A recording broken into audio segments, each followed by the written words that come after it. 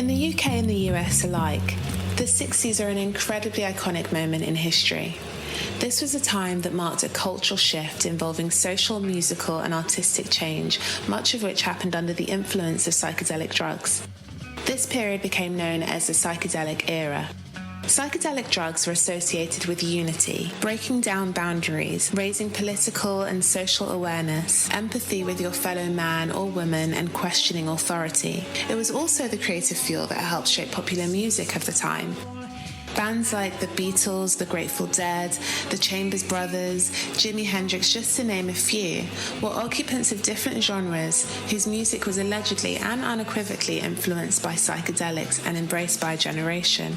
But before psychedelic drugs made their appearance on the wider cultural stage, they were initially explored as a potential treatment for a number of psychiatric conditions, research which unfortunately was short-lived, as psychedelic drugs became the fall guy for the cultural havoc of the time.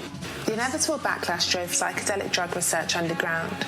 Then after 20 years of virtual prohibition, psychedelic drug research resumed in the 90s with permission from federal regulatory agencies. But stigma is a tough stain to remove, and progress has been slow. Until now. It's 2018, and psychedelic drug research is going through a renaissance, my friend. Welcome to episode 2 of Sound Science, Psychedelics in Science and Music. In part 1, I'll be taking you on a journey through the music born of this unique moment in history. I'll also be talking to the wonderful Rahel Debebe, frontwoman of folk prog jazz band Hejira, about how seeing colours when listening to music without drugs has actually influenced her own creative process. In part 2, I'll be talking to Professor Grobe, Professor of Psychiatry and Pediatrics at the UCLA School of Medicine. I'll be talking to him about the history of psychedelic drugs and their potential role in a number of different mental health disorders. I'll also be discussing with him whether we can finally question their role in creativity and wellness in the same breath without repeating the patterns and reactions of the past. In the infamous words of Timothy Leary, Harvard psychologist turned psychedelic advocate, turn on, tune in, and drop out. So let's start at the beginning with the most fundamental question. What is reality? The definition of reality lies at the center of fundamental philosophical, spiritual, psychological, and scientific questions. Even just scratching at the surface could be an entire episode on its own, so I'm not going to do that, but I am going to try and focus on one aspect, the science bit. And even then, I do have to admit that we don't have all the answers. But this is sort of what we do know. So the brain is hidden inside our skull and therefore can't directly sense the world. That's why we have ears and eyes and the rest of our sensory organs. They contain receptors that relay information via electrical impulses through sensory neurons to the brain. It's then up to our brain to interpret the information, allowing us to perceive reality. The big question is, though, how does the brain create a reality from this information? So one idea is that the brain behaves as a prediction machine. It's evolved to combine the signals that it receives from our sensory organs with prior expectations about the world, which are deeply ingrained into our neuronal circuitry. And it makes an informed best guess, if you like, about reality based on that. So obviously there are lots of questions about how this actually works. But one thing that is clear is that with a system based on predictions, sometimes the brain is going to get it wrong. So what happens? Hallucinations are experiences involving the apparent perception of something that is not actually present. Historically, they've been associated with psychiatric disorders, but actually they can show up in otherwise completely healthy individuals under different circumstances, such as taking hallucinogenic drugs. Anil Seth, who's a British professor of cognitive and computational neuroscience at the University of Sussex, argues that our whole reality is actually just one big hallucination, only one that we can agree on. The Hallucinations that we ascribe to drug taking, mental illness, and neurological disorders, on the other hand, are just uncontrolled hallucinations as a result of misfiring mechanisms, the cause of which boil down to an imbalance of neurotransmitters in our brain, which I'll explain a bit more about later. In other words, the perceptual predictions made by the brain in these conditions may actually just be too strong or not strong enough, and that causes sensory information to become distorted, also known as tripping.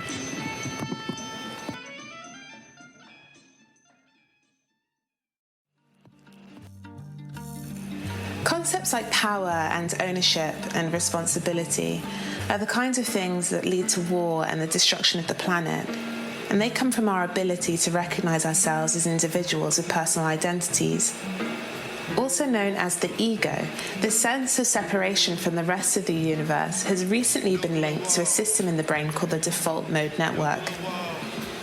In the first ever imaging study of the human brain on LSD, conducted by the Berkeley Imperial Research Program, participants experienced sensations of self-transcendence and oneness with the universe, also known as ego dissolution. Interestingly, this was found to correlate with a shutting off of the default mode network. So now feels like about the right time to talk about how psychedelic drugs actually act on the brain. Although I have to admit that the truth is that there is so much that we don't know. A lot of it is a mystery, but I am going to tell you what we do know. So the brain is made up of billions of brain cells, or neurons, forming a network, and each cell can transmit information by sending electrical impulses from one end of the cell to the other end of the cell. However, neurons aren't actually physically connected. Between each cell, there's a tiny little gap called a synapse. Now, in order for the signal to go from the first neuron to the next in line, the first neuron releases a chemical which can move across the gap and is picked up by special receptors on the next neuron, and then the signal can be passed on. The chemicals involved in the signaling system are called neurotransmitters, many of which you would have heard of before, such as dopamine or serotonin.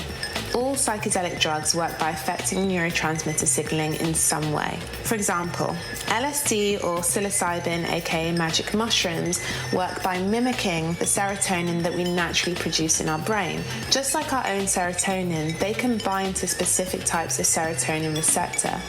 In fact, the only difference is that they bind to the receptor even more tightly than the serotonin that we naturally produce. As a result, the drugs disrupt the normal signaling pathways in which these receptors play a role in mediating proper communication between neurons. This happens mainly in the prefrontal and visual cortices, which is involved in perception. It causes nearby cell populations to speed up or slow down, and that means that there is a disruption in normal brain activity. Think of one out-of-tune instrument in an orchestra throwing off all of the other instruments. Hallucinogens induce subjective experiences. What's really interesting about them is how variable these experiences are, not just between two different people, but within the same person at different times. You can see why then that the Beatles and John Coltrane, who both allegedly wrote music under the influence of LSD, came up with such different creations.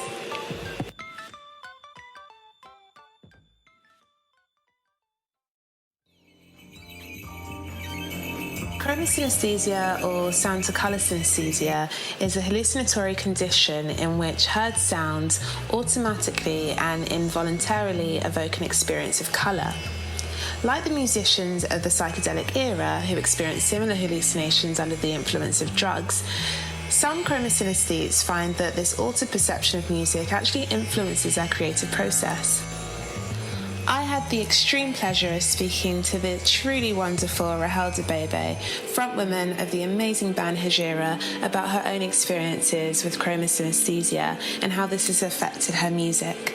When was the first time that you experienced chromosynesthesia? The first time, I think was whilst 6 or 7 in primary school, and we were in assembly, I think, and everyone was singing, the daily hymn, and I just remember being really overwhelmed with just colours, like a vision of bright colours, sort of like when you look through like through a kaleidoscope.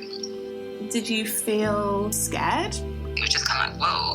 And then it was that thing of like, when you just think it's a fleeting thing, but it then stays with you and you're like, okay, I'm having this experience. I think at first I was a little bit like, okay, whoa. And then I kind of enjoyed it a little bit. So, no, I wasn't completely freaked out, but I wasn't completely chill at the same time. Do you experience it whilst listening to music predominantly? It's not all the time, so it's not consistently every single time. It's usually, for example, when I'm immersed in music, so if I'm creating music or if I'm experiencing music in a very specific way, like wearing headphones, or if I'm watching at a concert.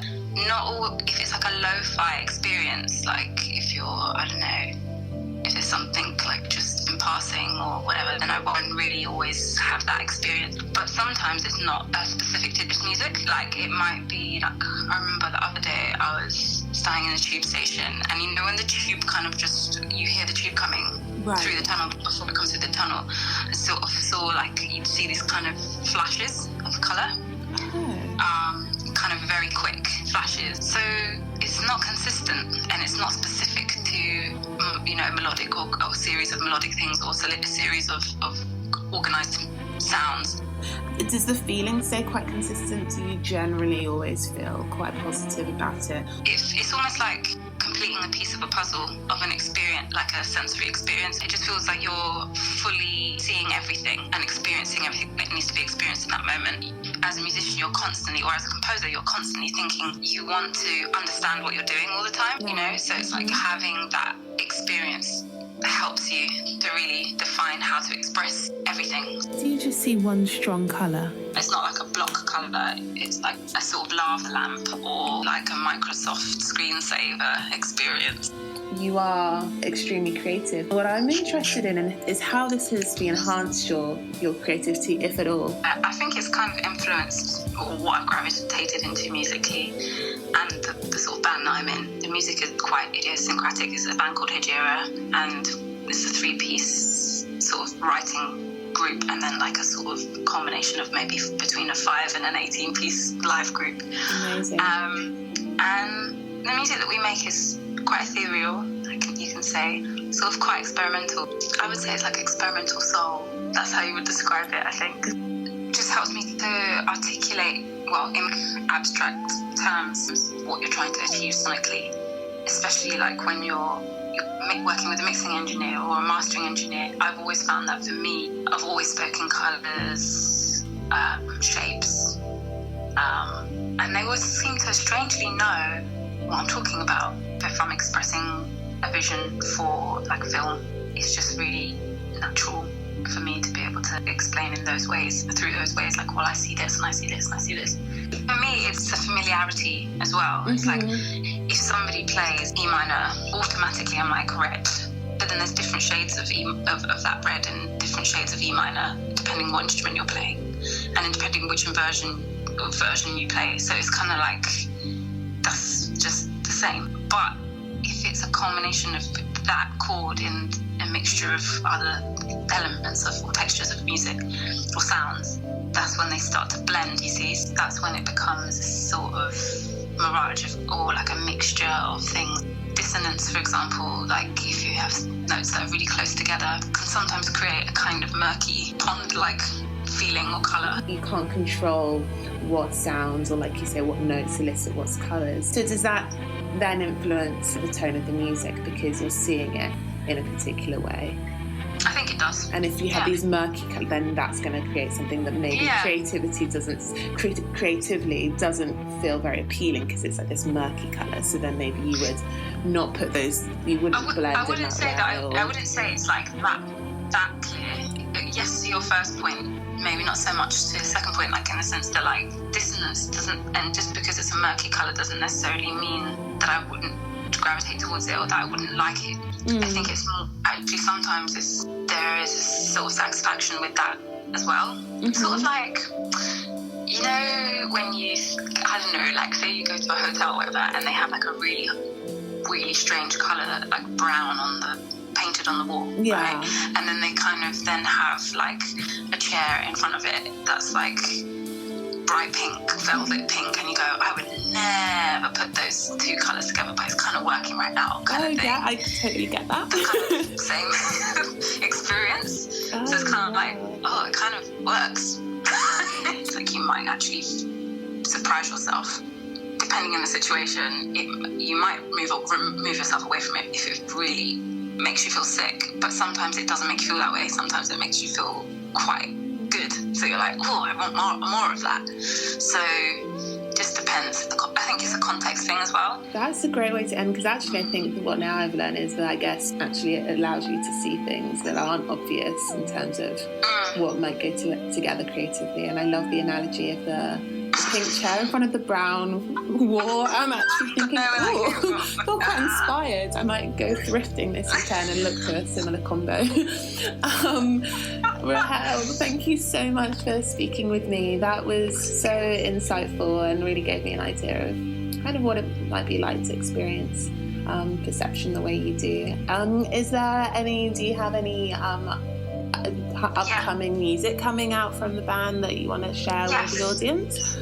Yeah, we recently recorded an album, and it's called Thread of Gold, and it's sort of based around a trip that we took back to Ethiopia because I wanted to explore my heritage after my dad passed away. And it's really, I'll send it to you. Oh, please do. Absolutely. It will be out, the first single will come out in October and the album will be out in February. So I'll keep you posted on that. Fantastic. But I can always send you stuff. Send me a little sneak. Yes, please. Just check it out. Just head to your, and you can HEJIRA. You can find us online, I'm sure, on all the socials. Perfect. Time just flies by for me on this podcast. I hope you are enjoying the show. Thank you so much for tuning in to episode 2 of Sound Science, Psychedelic Drugs in Science and Music. So far we've spoken a lot about the music. Now I want to talk about the science. I am honoured to have Dr. Charles Grobe on the show, who has been in the field for over 30 years. Professor Grobe is Director of the Division of Child and Adolescent Psychiatry at Harvard UCLA Medical Center, and he's been there since 1993. So he is incredibly knowledgeable. He actually conducted the first government-approved psychological research study of MDMA. He was principal investigator of an international research project in Brazil, studying the visionary plant brew ayahuasca, and he's also published the first approved research investigation in decades on the safety and efficacy of psilocybin in the treatment of anxiety in patients with advanced stage cancer. So his research is incredibly important, and I have so much respect for him. I'm so excited to have him on the show. This is Professor Grobe and I talking about the history of psychedelics. I read an article you wrote about the history of psychiatric research with hallucinogens, and psychedelic drugs have a turbulent history, which seems to have had quite a polarizing effect amongst scientists. Some lent in and some decided to wash their hands of them and shy away. So you've been in the field of psychedelic drug research for nearly 30 years. What made you decide to stick around, and could you tell me a little bit about how the field has changed now? Right. Well, I grew up in the late 60s. I went to college in 1968, and it was impossible not to be aware of psychedelics. And although there was limited information compared to what we have access to today, what I heard was quite fascinating.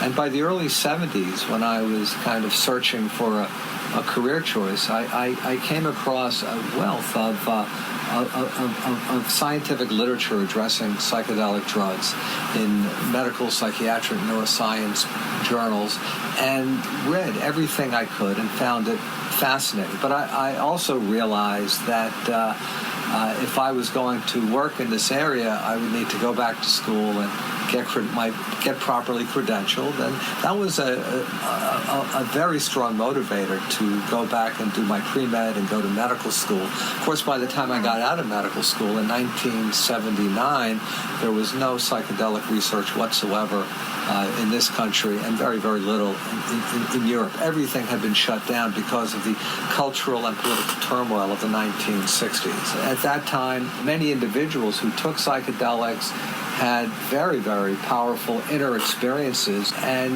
it catalyzed an alteration in their outlook towards the world. There were chemists out in the world who learned how to synthesize high-quality psychedelics, particularly LSD, and huge quantities of the compound were really flooding the youth market. Some young people had positive transformative experience.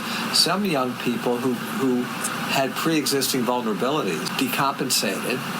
Most returned to reasonable stability, mental stability, not too long thereafter, after the effects had worn off. But a small percentage of people seemed to have entered a sustained, deteriorated state, may have had some underlying risk for developing schizophrenia. This was the stressor that pushed them off the edge, and they became chronically psychotic. Other individuals in the throes of a very intense, disturbing inner experience would become very anxious or even transiently psychotic, but with some reassurance. And with the passage of some time, as the effects of the drug wore off, they returned to baseline. Sobered for their experience, but hopefully a little bit wiser about, not doing these experiences in an impulsive, heedless manner, as some young people would. It sounds a little bit like Hoffman's first experience. Yeah, in April 1943, the famous Swiss chemist Albert Hoffman synthesized LSD. His first experience was a mild experience. He felt he absorbed it through his skin, maybe a cut in a finger, had a mild alteration of consciousness. So he decided he was going to rigorously, methodically study the range of effects of this new compound that he had synthesized. So 3 days later, April 19th, 1943, he synthesized and ingested 250 micrograms, which for him, he anticipated was clearly a sub-threshold dose, that nothing would happen, but he needed to establish a baseline. Well, he had no idea that LSD is one of the most extraordinarily potent compounds known to man, and it activates central nervous system profoundly even on a microgram dosage level, and he had more than he could handle. He took his famous bicycle ride home and got home and felt disoriented, felt anxious, and took to his bed, told his wife, "I think I'm dying, call the doctor." By the time the doctor got to his house, his experience had shifted from one of anxiety and fear to one of openness and appreciation of the beauties of the universe, the beauties of nature, and he felt wonderful and decided this was a fascinating compound that might have some relevance to psychiatry. With his co-workers at Sandoz Pharmaceutical in Basel, Switzerland, they started to correspond with some of the leading psychiatrists around the world, offering them supplies of this new drug, lysergic acid diethylamide. Psychiatrists initially were interested in its psychotomimetic features. They actually recommended to psychiatrists that they take this drug themselves so they could have an experience of psychosis and better understand the experiences of their schizophrenic patient. An English psychiatrist started to use very low doses of LSD with his psychoanalytic patients and realized that it seemed to have lowered defenses, facilitated talking about feelings, talking about whatever psychoanalysts like their patients to talk about in treatment.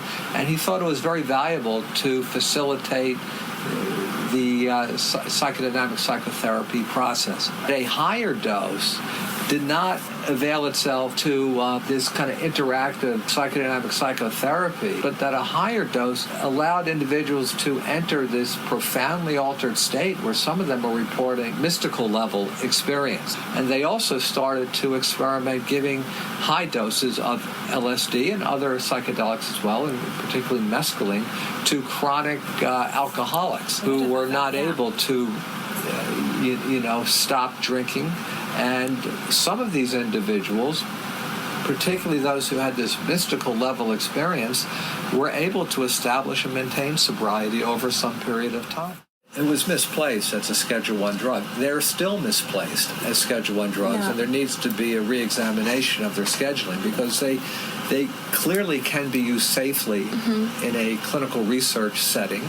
They appear to have a therapeutic application when optimal conditions are adhered to, and And for mature individuals who are serious about these compounds, they're not abused. They're only used in a treatment context. So it really doesn't fit the definition of Schedule 1. But being in Schedule 1, especially after the conclusion of the 60s into the 70s and 80s into the early 90s, by its very nature, being a Schedule 1 drug has limited the capacity for investigators to study. By the early 90s, it was once again possible to get FDA approval, to get DEA approval. Before the 90s, from the late 60s to the early 90s, it really wasn't possible to get new approvals for studies.